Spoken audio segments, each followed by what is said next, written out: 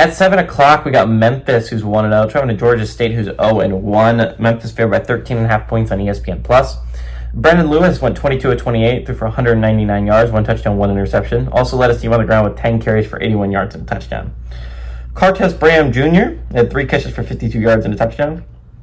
Christian Veilleux for the Panthers went 4 of 11, threw for 52 yards, 1 touchdown, 1 interception. Rashad Amos had 9 carries for 68 yards, and Javon Robinson had 3 catches for 52 yards and a touchdown. Memphis is 1-0 against Georgia State all time. They played in 2018.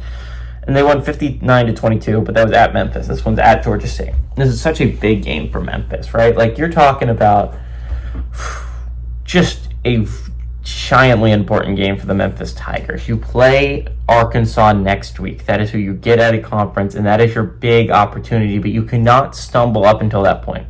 Georgia State did not look incompetent in the first half against Ole Miss. Now, again, they were playing Ole Miss, so they ended up getting their asses kicked. But they didn't honestly look that bad in the first half. They were being pretty competitive.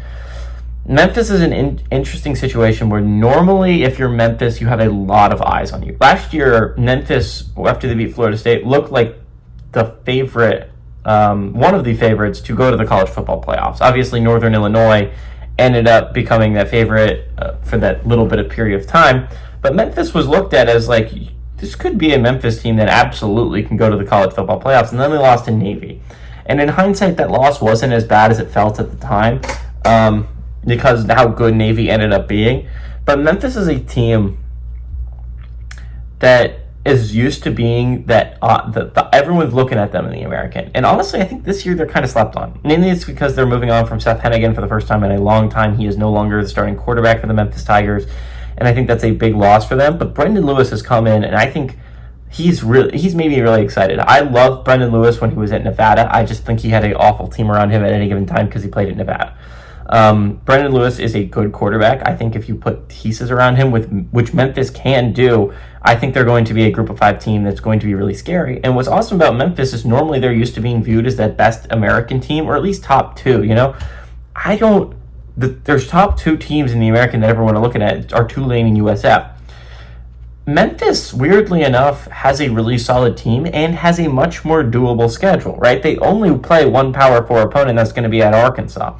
Well, Tulane's going to have to go on the road, they're going to go and try and beat Duke at home and then go on the road and beat Ole Miss. USF has to try and go to Ben Hill Griffin and beat Florida, and then try and go to Hard Rock and beat Miami, 2 top 15 teams.